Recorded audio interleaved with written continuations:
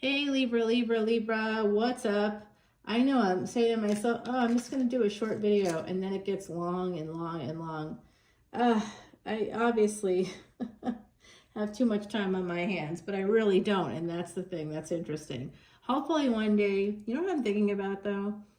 Here's what I'm thinking about. If these videos remain, continue to remain, and like maybe over time they're here, they're at these a few places, I'd love it if something happened to me in the future. It would be good for family and friends to be able to know that these videos exist and can like hear me talk about, basically psychology.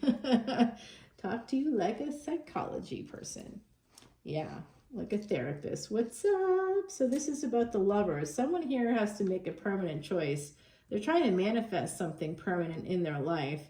And looks like with this energy of the sage, this is somebody with this full moon coming up. That's really a new moon. So that new moon is on the 26th. Let's see here. We get the weasel and the foxglove. Now, foxglove is found is prevalent in UK and Scotland. See it a lot up in like the northern part of the States as well, and the South too sometimes. These are like known as hollyhocks, is another way of saying it. And you could make dolls out of them or something. Hollyhock dolls is like a thing. So mischief is going to be managed. Harry Potter fans are here with me. What's up? Hey, AHP fans. Oh, I know. I can't wait to see that third. There's like a third Universal Park now that's Harry Potter themed. And I just can't. I'm just beside myself with how much money these things cost. I don't know why I'm so focused on that now, but I am. Okay, so this is the number 24 coming out for you. That becomes a 6. 2 is connected with the moon, and 4 is connected with Rahu. So you might want to look at those placements in your personal charts, and if you don't know where that is, please come to Patreon as a VIP. In months 2 or 3, I'll be delivering that video to you. And I'm sorry if it can't be sooner, but I am absolutely packed full. It is a lot going on.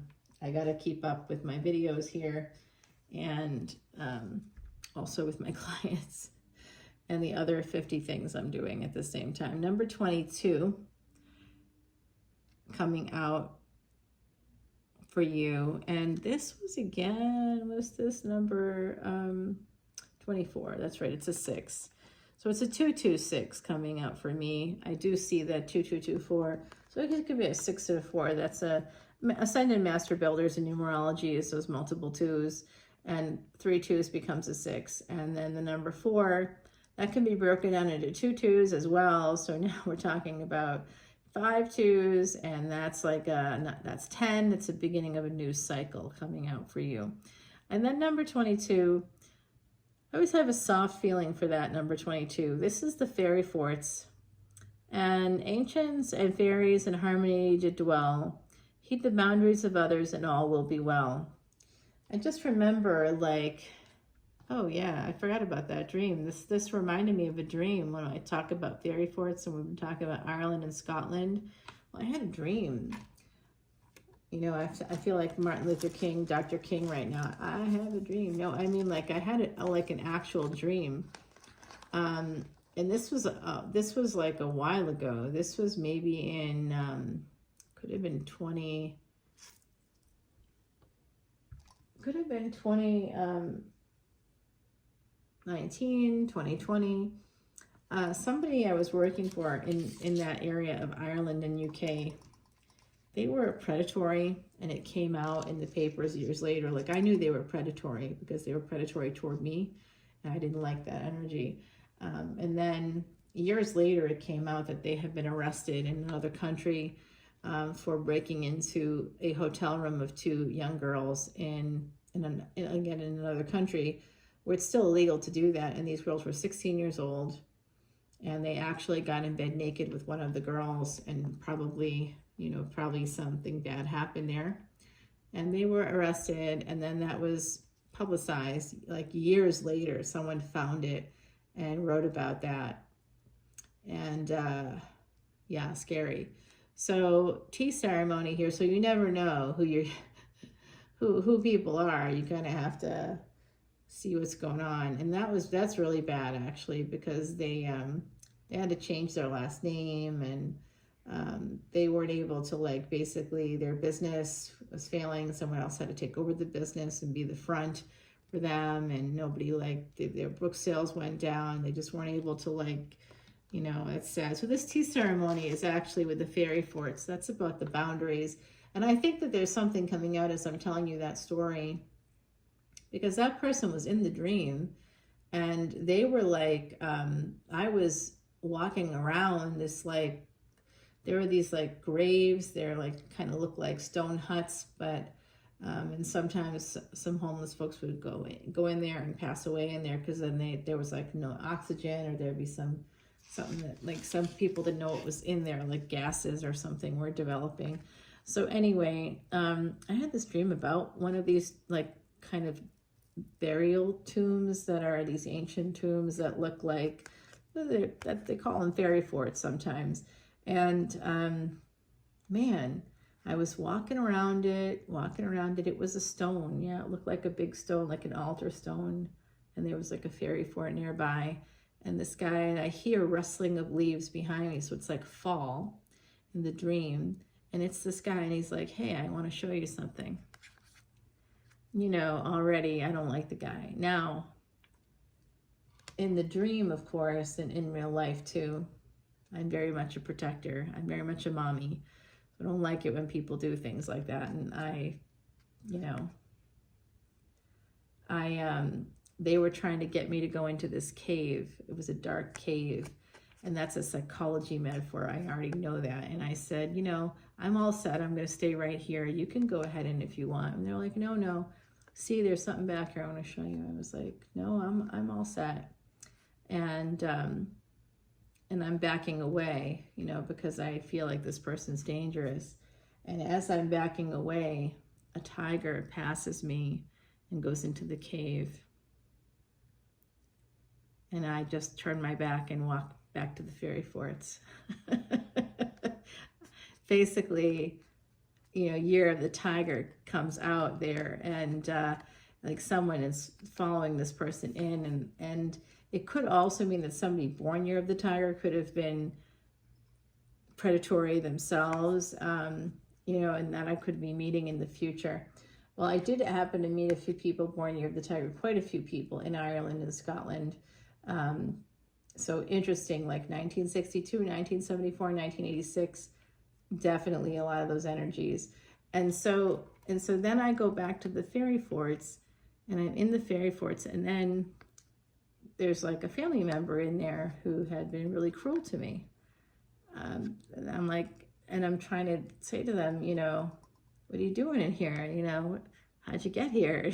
And they're like, oh, I'm, you know, of course it's a tomb, right? So I am seeing this person is not this person's not alive anymore, and I'm seeing it as, like, I'm a psychic out there. They're like, I'm in the tomb, they're in the tomb, and I, like, came in from outside, and they were already there. So they've already passed away, and so I, like, am now communicating. It's like a psychic dream. I'm psychically talking to this person who is still alive, but in the dream they're not. But they still have a hold on me in that way, right? Like, still have that trauma. And so I'm like, you really got to move. You really got to go, because I saw a tiger, and, you know, I think we probably have a little bit of time here, but we definitely want to, like, start to, like, you know, leave. And the tiger could be coming any minute, because we smell, you know what I mean? We're humans, and here we are. And I'm, like, trying to get this person who's already in the tomb to leave. So it was interesting. And then I see the tiger coming in, and I don't hide. I'm not afraid. And then the tiger goes right for the person that was cruel to me. So the tiger is protecting me from the predatory man that ended up actually having real issues that came out, like, the next year. That's the psychic thing. But, like, I could see it all over him. He was gross. But he acted smarmy. It was charming, you know, so he would charm a lot of women. And I didn't like that he was trying to charm me. I was like, no, that's never happening, buddy. I think that frustrated him too. So you know, I know now I'm thinking about the person, maybe a person born year of the tiger would be a person that would be like my protector eventually, but I don't know who that could be yet. But it's very interesting because they ended up, that tiger ended up coming into the tomb, and that person's already dead. So it's like I'm trying to figure out what that exactly means. And the tiger went right for them.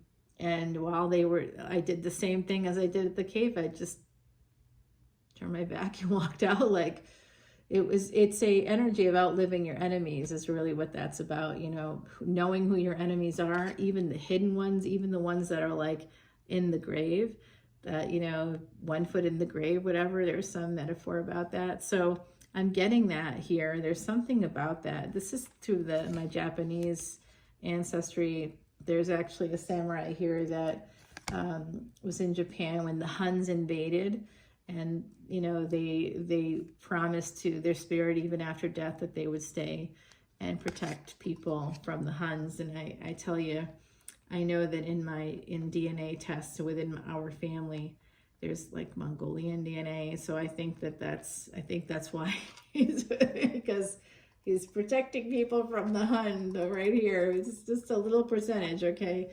Don't worry, buddy. I actually have placements that make me unable to take action towards war. I just can't take that action. Okay, here we go. I'm going to go Pisces to Aries for you. We're going to clarify a little bit first. We've been talking a lot here, a lot of Gemini. So the need to have courage is really coming out toward the end of this reading for my beautiful Libras. I think some of you that really want to get married, because that energy is super here. It's like, it's really possible, but somebody thinks it's going to take forever. They're kind of upside down about it. Might be obsessing or ruminating. That's kind of hangman energy. They're wanting to take action, wanting to get married so badly that it came out all clustered like 5 times. And then the need to have courage to heal so that you can have the courage to move forward in your life. And I think that regardless of what other people are doing, so I'm going to recommend that you stop waiting for other people to make moves and you start living for yourself every day. Start focusing on you. Stop focusing on other people. You know, when you start focusing on you and stop focusing on what others are doing or not doing, who cares? And that idea of, oh, I want to get married, then you propose. If they're not proposing and you really are in a space where the two of you have been together, you've lived together, you don't have to live together, but maybe you've been together for several years, so you propose. What are you waiting for? If they say no, so you're not doing it because you don't want them to say no, right? And maybe they're not doing it because they don't want you to say no, but maybe they're not doing it because they don't want to get married, and you got to find out one way or another. So if you're in that space and you've been in a relationship, my best advice is to take action. You know, it doesn't matter what your gender is, and it shouldn't in 2025.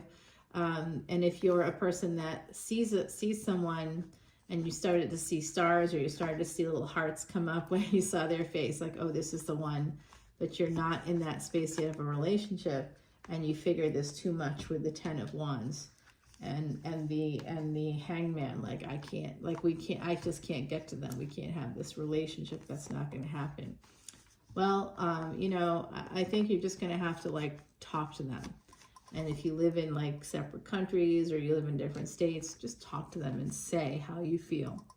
Have the courage to communicate how you feel, and have the courage to, after you communicate how you feel, to get, maybe you need to get on a piece of transportation that you need to travel to that person, the courage to do that so that you can tell them these things in person. That's coming out here also, Libra.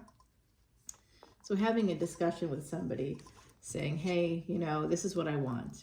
Stop waiting. And that's that Tower moment. Somebody here could actually be having that recognition with this energy of the Strength card, getting that courage, getting that strength to do what? To stop waiting. I think someone here needs to hear that. And the tea ceremony is that energy. That's what geishas would do. They'd have a tea ceremony, typically for someone they were entertaining, okay, and that energy of fairy forts just brought me back to that dream, which I haven't thought of in years. And I believe that dream happened, I believe it happened in the year 2020. And then, you know, in 2019, I had met somebody born year of the tiger. In 2022, I met somebody born year of the tiger. So like in 2018, so it seems like every 2 years or so, I'm meeting that tiger energy keeps coming up, and I don't know why exactly, but I'm sure it's connected to something. I feel like, you know, when you know the mythologies within the Vedas, within the Upanishads, there's a lot of writings, guys. The Rig Veda, you know, all this, there's a lot of different books, and you know, Bhagavad Gita, of course. You know, all these different things. You start to learn the mythologies. There's like shape-shifting creatures that, you know, look like a cat, you know, so like there's that. I feel like there's something connected to that. There's some kind of legendary status that someone is about to have within their family. Maybe you have family members who are legendary, who are famous. But I see like some of that energy. All right, let's go. We're going to clarify just a wee bit. 9 of Cups is waiting for you if you have the courage. 9 of Cups and the 4 of Wands. So are you going to get married? Yes. Some of you have to have the courage to just simply go after it. Change, stop being in the space of surviving. Sometimes we get stuck in the 8th house. Whereas one of my great-great-grandmothers said, you know, the wheel of fortune, in a different language, of course, the wheel of fortune sometimes gets stuck in the mud. And you have to be very careful when you're pushing it to get it unstuck, that there's mud. And don't push so hard. Like it's going to eventually move. You just have to kind of wait it out. And you can help it a little bit by digging underneath it, but pushing is only going to get you falling face down in the mud. So, you know, sometimes pushing isn't going to work. Sometimes you have to find another way. So, you know, constantly talking or nagging somebody and saying, when are we going to get married? When are we going to get married? I think we've been together this long. Stop approaching things that way. Start approaching them from a proactive space, not a reactive space. Stop trying to get people to react to you and what you're saying, and try the proactive aspect. Because I'm pretty sure that realtor person still upset about, actually. Yeah, could be a second marriage for someone in the equation. And it is with the star energy, okay? So Sagittarius and Aquarius energy here. This is a star. This is going to really work out for you. Somebody that may have Sag, you guys, could be some connection there to Saturn, maybe. That energy, Jupiter and Saturn coming together. So could be guru energy. And I'll say, I think, even though Vedic astrology comes from that space of the 8th house, I think what's interesting about that is the Saturn. It requires Saturnian energy. It requires a lot of study. Success is incremental over a long period of time, doing many, many, many charts, like hundreds of charts. I don't even know how many charts I've done at this point. It's a lot. It's quite a lot. And the more I do, the more I talk about it, the more space I give myself to talk about it with different people. And it grows. It's like a garden. Vedic astrology is this garden. GOT is the light, right? Jyotish is, you know, sort of radiance. And it's interesting because Rahu and Ketu were called Rakshasi.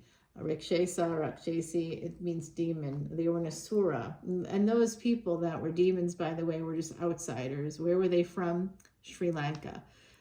That's where Rakshas were from. And it was just like, actually, if you look at some of the stories, these completely magical creatures, and we only know one side of the story, right? Because his story is kind of what I see. So we have like this feminine, beautiful, shape-shifting energy who's magical, who can like match your energy. And, you know, that's like playful to me. So that could be like a youthful energy that's a feminine energy.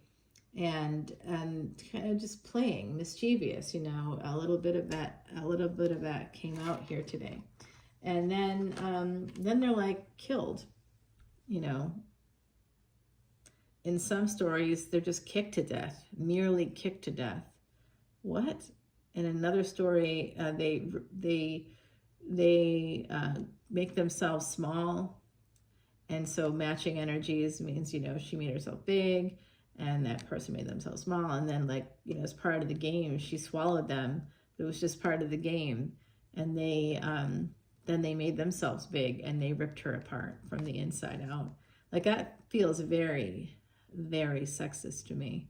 So, you know, I feel that way about even cultural stories within my own group. There's like a lot of things, I listen to these stories, I'm like, I just think that's like women can't be clever. And if a woman was clever, or feminine energy was clever, or can match the energy of a god, and they were just an outsider, they weren't part of the community, they were from an island of Sri Lanka, right? So it's like that energy is just, I think, really negative. But I do see this amazing, amazing relationship coming in for you. You are going to get what you want, Libra. Whatever it is that you desire, your heart's desire right here, you're going to get gains like crazy, as you should. For Sagittarius ascendants, Libra is the 11th house. So is that like, so there is something about that, by the way. Sagittarius ascendant, you have that energy of like, if you meet somebody that's like a Libra ascendant, yeah, that could work out really well for you guys. It could work out pretty well, because that's your wish fulfillment. You're going to get gains from marrying that person. Marrying that person with Libra in Aquarius, it's actually probably something you're supposed to do. You know, marry somebody that has that energy. Aquarius energy has the energy of a Libra. Yeah, with Libra and Aquarius, you'll marriage will bring wish fulfillment. Marriage will bring gains, and you can activate gains after marriage with that placement. And the Libra ascendant, they would have actually Leo in their 11th house. So Aquarius would be their 5th house. So this year, for the Libra ascendants out there, there's going to be some big action happening for you. Because depending on what's in your 5th house and what's in your 11th house. So it's really interesting what you have going on. All righty. I do see this eventually coming in for you with that 3 of Wands, and that is the truth and nothing but the truth, Libra. So help me. So help me, Siva. That is absolutely what's going down. Oh, very strong Empress coming forward here. It could be you. It could be somebody, you know, somebody you're heading towards. I see that Leo energy, somebody that may be famous for their body in some way. Just thinking about how Cassie Peterson, or Elvira, Mistress of the Dark, when I worked with her, how she, on stage, and I was interviewing her, and this was like, you know, a decade plus ago now, guys. And I can't even believe that much time has passed. And she said, she came out on stage the first time we met, we had met actually in a restaurant before that. Oh, look at the baby bunny. And she had mentioned my tits at that time too. She was like, oh, wow. She's like, those are natural, aren't they? I was like, yeah, can you tell because they're hanging down to my toes? And she was like, she goes, no. She's like, those are really nice. And then she started talking to me about her boob jobs and stuff. And she was like, you know, I have natural ones, and to keep them up, she was giving me all this advice on how to keep those bad boys up there. I'm like, oh, I'm not doing that. I'm not doing that. But yeah, there's a lot going on. So she was so sweet. She came out on stage and said, you have a perfect set of pumpkins. And I don't think I've ever been complimented more. I grew up watching Elvira, Mistress of the Dark, and to have her say that on stage was just awesome, guys. Yes, I know. It's like a rare thing. You're never going to get that again. You know, that's never going to repeat again. Because it didn't. Like, it never repeated again. And her her manager came to talk to me after the show and said, are you going to be here these dates? Because we want to work with you again. And I actually never ended up working with her again, because by the time I worked with her, she wasn't going to be like I was. That was my last year. There was a lot going on, like the CFO asking me to sit on his lap, but that's a whole other story. All right, let's do Aries to Pisces. I didn't do it, by the way. Of course I didn't do that. I was like, Mr. CFO, I have a PhD. I don't know if you noticed that, but I don't sit on people's laps. I don't have to anymore. And he didn't like that at all. He's like, sit on my lap, let me shove some cash down your shirt. Like that, this is not a strip club. You know, this is not like, it was unbelievably inappropriate. And I had a family member helping me on that particular instance, and they were like right there, and they just didn't care. And they weren't female either. They were also masculine, and I'm like, it's so emasculating. You know what I mean? Like, you just like person standing right there, and you're just acting like I'm a piece of meat. Okay. Quality individual, always at the top. Shit always rises to the top, they say. All right, my family friends. I never heard that until, oh, the sun for Aries. Also, it looks like that's going to be baby mama, baby daddy energy. Very happy energy for you. I hope you're watching this. This is a good thing. Wow, Aries energy going good. Now, this could also be somebody that has Mars as their highest degree planet. Hello, that's me. This could also be, look at the person's D9 chart, because that's where we see relationships. If somebody's an Aries in their D1, you know, okay, but what's the D9? Okay, so if a person that's has an Aries ascendant in their D1, look at their 7th house. That's going to be your spouse. That's your spouse. All right, so that's your spouse. And that's the energy, Libra energy. And then we have the 8 of Pentacles. So working, you may work together. And this is going to be that Taurus energy. They're working on something for you. They might work hard. There's going to be, that's a good relationship, guys, if you're dealing with a Taurus.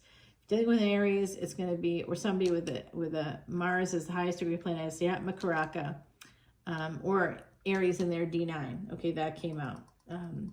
You are going to be their spouse, Libra. If you're a true Libra, if you're sitting here saying, I'm a tropical Libra, I'm not talking to you. I'm talking to, you would be a Virgo. You got to go look at the Virgo, okay? That's at least your sun. If you are a Libra ascendant, if you are a Libra moon, if you are a Libra, even Mars, okay what I mean? Because Mars is where we're going to spend the most time, where our body will spend the most amount of time.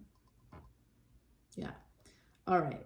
So 10 of Pentacles here. You got that in your reading. This is Gemini. This is going to be a very good relationship if you're dealing with a Gemini. If you are dealing with a Cancer, 6 of Wands, you're going to marry them. Oh, wow, you're going to marry them. And this is a window. The sun is providing a window. This person, if they're a Cancer sun, they're going to provide a window to another world for you, Libra. If you are dealing with a Leo, it is the star, of course, as you might expect. That's Aquarius energy. Some of you could have, now, this is for the Libra ascendant, because you would have Aquarius in your 5th house, and this is for a Leo. So I'm talking to you, definitely having this great energy. Maybe you have Saturn in the 5th house, something like that, guys. It could be Libra ascendant or just have Saturn in the 5th here. Very nice energy, but that's going to go well. If you are dealing with somebody that is another Libra. Marriage, this is just all marriage, guys. Good times, marriage, honeymoon, happiness. My God, this looks really good.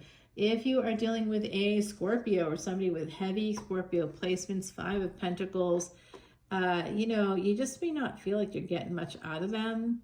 They may not even be talking to you right now. My beautiful Libras, this is the energy of a person just not spending money on you, not doing anything for you. What's up? Yikes. You know, it's always like, I was talking to a friend, they had like a friend with benefits kind of a situation. It wasn't serious, but they, you know, they were actual friends and they had some benefits attached to that friendship. And they were asking me, should I, you know, should I give them a birthday gift? And it was like a big birthday too. It was a milestone birthday. And I said, do you want to? And they said, I kind of do. And I'm like, you know, it's not like for any gains here, you know, because that's a sixth house thing. That's like a karmic situation. You're just gonna, it's like paying off some kind of a debt for them. I think they just felt like they wanted to acknowledge that it was a big birthday. They didn't generally do birthdays or any kinds of acknowledgments like that. There's that double tiger coming out. Now I'm telling you, there's something about that dream that made me think about it. Maybe I had it at this time of year. I wish I still like had my journals, but I burned them all because I am paranoid about stuff like that. Anyway, and a professor of mine recommended that you not keep journals around because you don't know what people are going to do with them after you die, you know, so unless you have a trusted person that you know will dispose of them. I gotta think about that some more. Seven of Swords here. So this Queen of Cups coming in, this is the Scorpio. The Queen of Cups is a Sagittarius energy. They could own like multiple homes near water. Seven of Swords is Capricorn energy. That person will sabotage you. I'm getting a Saturn Moon conjunction in Capricorn for that, okay? Seven of Pentacles is a failure to launch, and that's with an Aquarius, and that's weird. That's weird. With Pisces, Three of Pentacles, it's third party all the way. All right, so now I'm going to tell you this. If you are listening to this, Libra, whether you're tropical Libra or not, if you're thinking about that Aries and you're like, oh, it's the sun, this is the one for me, when were they born? Because in Vedic Astrology, they could be a Pisces. That's a very different energy. Three of Pentacles versus the sun.